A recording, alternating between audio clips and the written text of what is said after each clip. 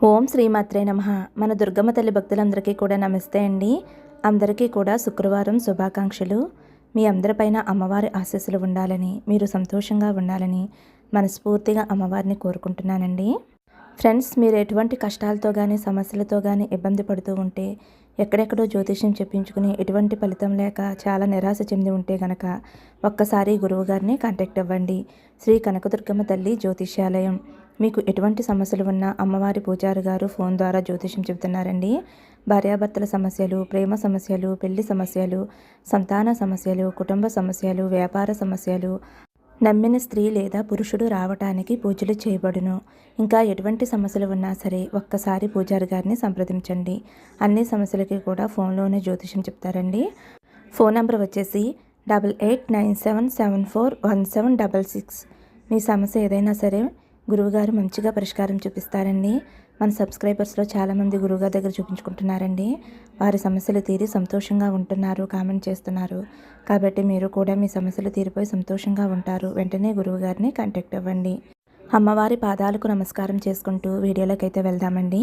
ఈరోజు మన అమ్మవారి సందేశం: బిడ్డ, నువ్వు చాలా రోజుల నుంచి నన్ను అడుగుతున్న కోరిక, చాలా రోజుల నుంచి నువ్వు నన్ను అర్థిస్తున్న సహాయం అడుగుతున్న కోరిక. మరి ఆ కోరికను నేను ఒక తల్లిగా తీర్చకుండా ఉంటానా చెప్పు తల్లి.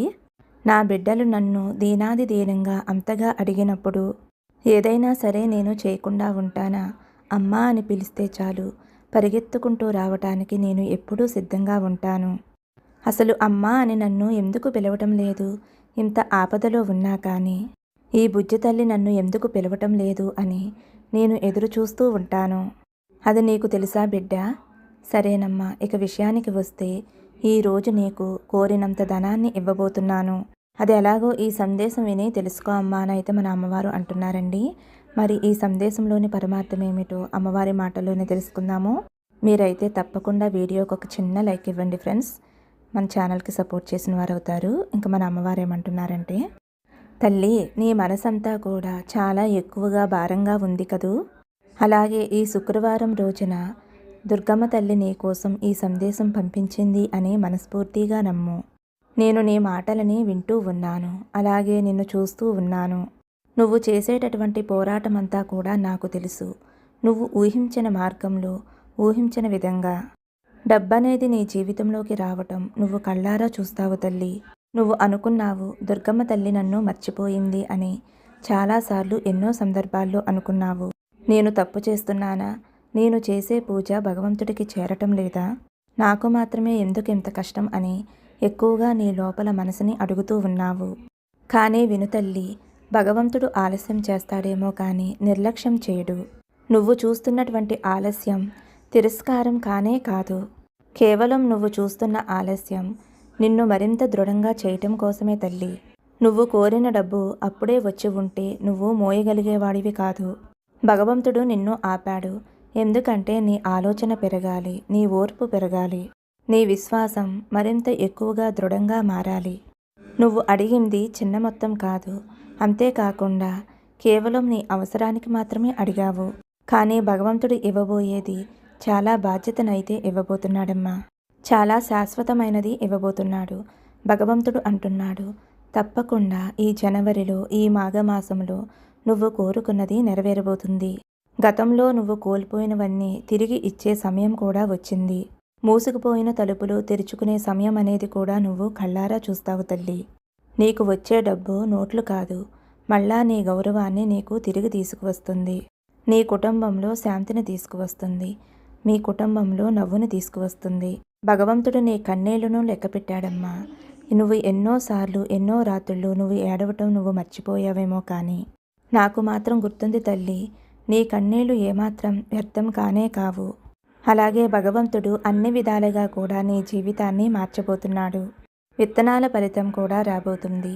భగవంతుడు నాటిన ప్రతి మంచి విత్తనం కూడా ఒక మంచి చెట్టుగా మారబోతుంది. ఆ చెట్టు ఎన్నో రకాల ఫలాలను నీకు ఇవ్వబోతుంది. నీ ఊహల కంటే కూడా ప్రణాళిక అనేది చాలా పెద్దది.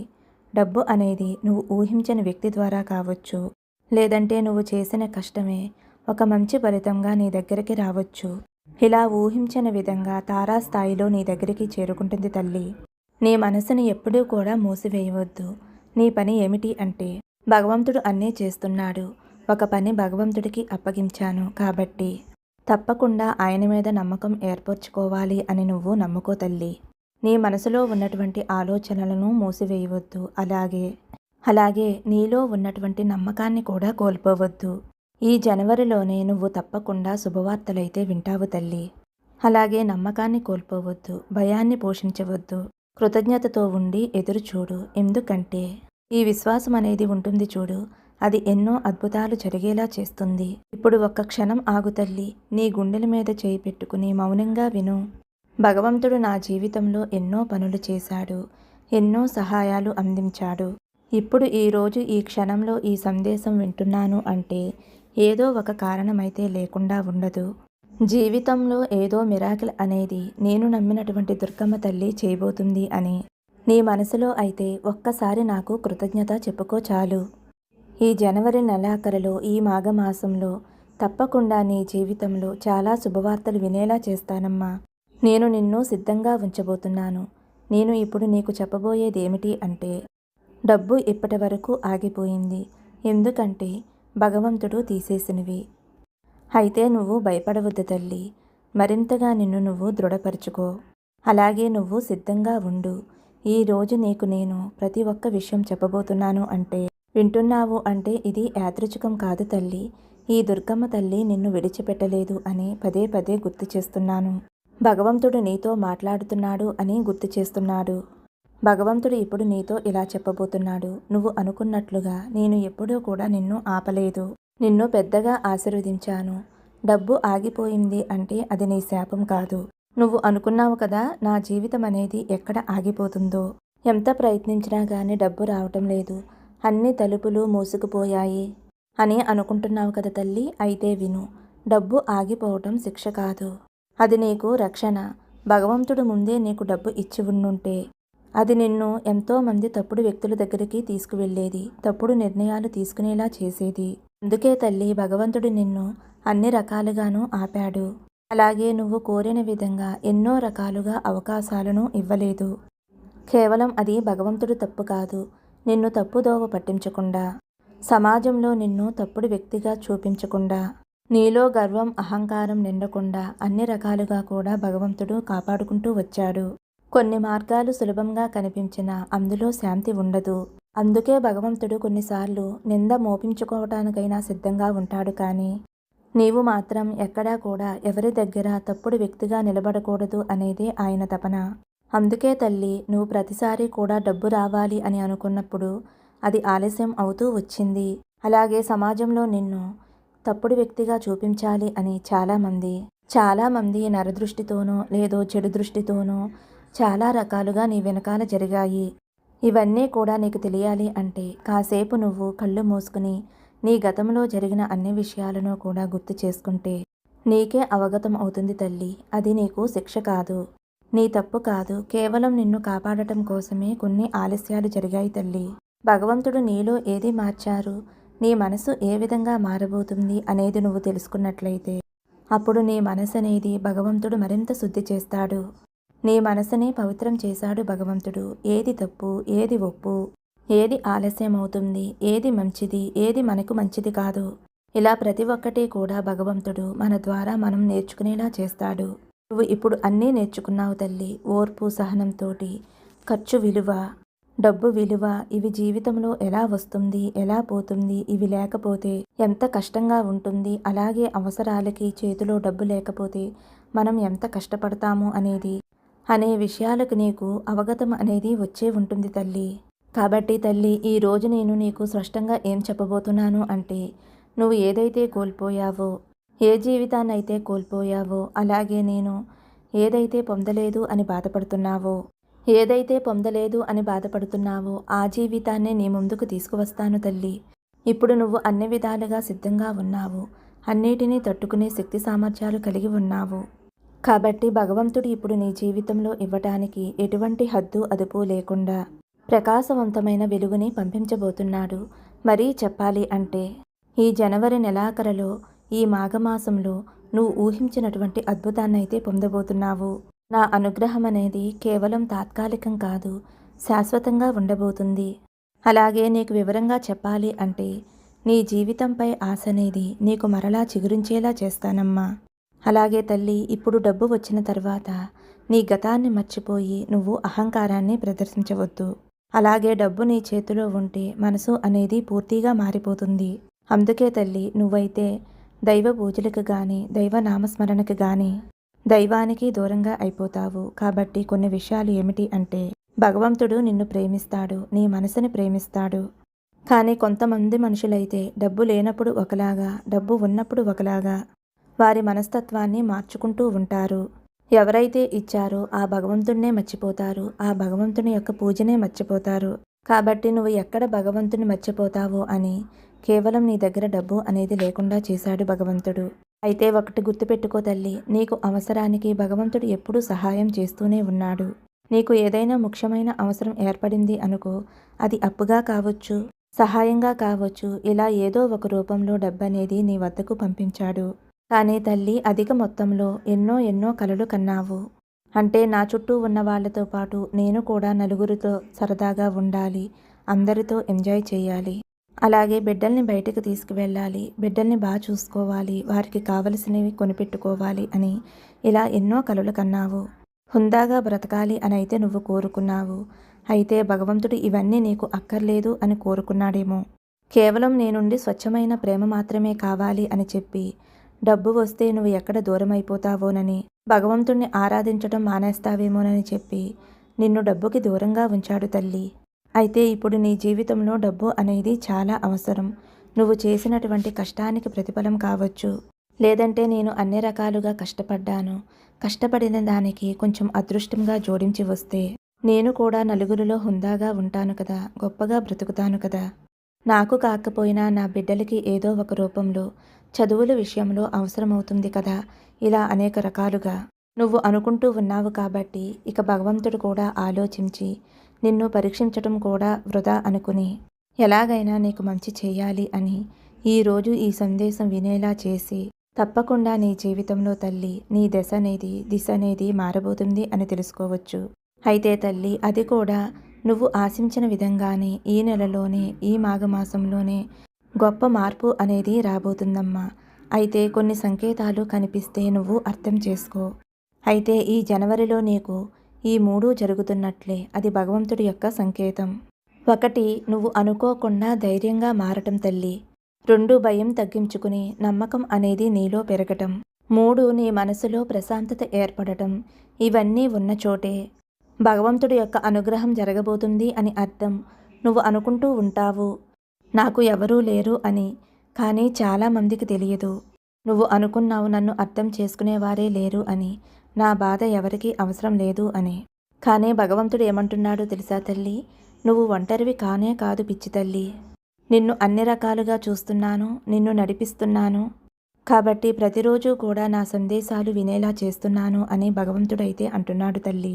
భగవంతుడు నీకు మంచి సమాధానం ఇచ్చాడు, కానీ నువ్వే దానిని ఉపయోగించుకోలేకపోతున్నావు. నువ్వు చెప్పే ప్రతి మాట, నువ్వు జనాలతో ఏ విధంగా అయితే నడుచుకుంటున్నావో అవన్నీ కూడా నాకు తెలుసు. అలాగే భగవంతుడు నా కోసం పని మొదలుపెట్టాడు, నా జీవితం మారబోతుంది అని నీకు నువ్వు చెప్పుకో తల్లి. నా నోటి మాటలు నీ జీవితాన్ని నడిపిస్తాయి. ఇప్పుడు ఒక్కసారి కళ్ళు మూసుకుని నీ ఇష్టదైవాన్ని తలుచుకుని నీ ఇష్టదైవానికి కృతజ్ఞతలు చెప్పుకో తల్లి. అలాగే నేను ఆశించినటువంటి నా భగవంతుడు అన్ని రకాలుగా కూడా నా చుట్టూ తిరుగుతూ ఉన్నాడు. ఆయన మాటలు నాకు వినిపిస్తూనే ఉన్నాయి. నా భయాన్ని తీసేశాడు, భయం స్థానంలో నమ్మకాన్ని ఏర్పరిచాడు అని చెప్పి నీ మనసుకి నచ్చచెప్పుకో తల్లి. అలాగే భగవంతుడు నీకు ఈ విధంగా కూడా చెప్తున్నాడమ్మా, ఈ డబ్బు వచ్చిన తర్వాత ఎలా నిలబెట్టుకోవాలి, ఏ తప్పులు చేయకూడదు, అలాగే నా అనుగ్రహం శాశ్వతంగా ఎలా నిలవాలి, ఇది తెలిసినప్పుడే వారు డబ్బులో నిలబడతారు. కాబట్టి తల్లి, నేను అన్ని రకాలుగా కూడా సిద్ధంగా ఉన్నాను, నాలో ఎటువంటి అహంకారం చేరుకోదు అని ఒక్కసారి ఈ భగవంతుడితో చెప్పుకో తల్లి. కొంతమంది డబ్బు వచ్చిన తర్వాత నిలబడతారు, మరలా కొంతమంది డబ్బుని కోల్పోతారు. ఇది తెలుసుకోకపోతే భగవంతుడు ఎంత అనుగ్రహించినా కానీ వచ్చిన రూపాయి చేతిలో నుంచి జారిపోతుంది. కాబట్టి తల్లి, నీకు చెబుతున్నాను, డబ్బు రావటం అనేదే కాదు, దానిని నిలుపుకోవటం కూడా తెలుసుకోవాలి. నువ్వు ఈ సందేశం వింటున్నావు అంటే నిన్ను హెచ్చరిస్తున్నట్లే కాదమ్మా, తప్పకుండా భగవంతుడు నీకు డబ్బు రూపంలో ఏదో ఒక రూపంలో సహాయం చేయబోతున్నాడు. కాబట్టి భగవంతుడు అనుగ్రహం నీకు కలిగింది అంటే మొదటి ప్రమాదం ఏమిటో తెలుసా? భగవంతుడు నిన్ను పరీక్షిస్తూ ఉంటాడు. మొదటగా వచ్చే శత్రువు ఎవరో తెలుసా తల్లి? నీలో అహంకారం. అందుకే భగవంతుడు పరీక్షిస్తూ ఉంటాడు. అహంకారం నిన్ను అనుకోకుండానే మార్చేలా చేస్తుంది. ఇది నా కష్ట ఫలితం, ఇది ఎవరికీ కూడా అవసరం లేదు, కేవలం నాకే అవసరం అని అనుకుంటూ ఉంటావు. కానీ డబ్బు నిలవాలి అంటే మొదటి సూత్రం భగవంతుడు స్పష్టంగా చెబుతూనే ఉన్నాడు. నువ్వు నన్ను నీ ముందు ఉంచితే నీ డబ్బుని నేను వెనక ఉండి కాపాడుతాను అని. కాబట్టి ముందు భగవంతుని నమ్మాలి. ఇదంతా కూడా భగవంతుడే ఇచ్చాడు అని అనుకోవాలి.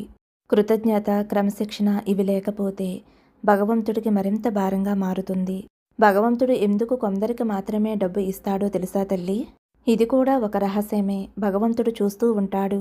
నువ్వు డబ్బు పొందిన తర్వాత నీ ఉద్దేశం ఎలా ఉంటుంది, ఏ ఉద్దేశంతో వాడుతున్నావు, డబ్బు వచ్చాక నువ్వు ఎవరిని నలుపుతున్నావు, ఎవరిని లేపుతున్నావు, డబ్బు రావటం వలన మంచి జరిగిందా, చెడు జరిగిందా, ఇవన్నీ కూడా చూస్తూ ఉంటాడు.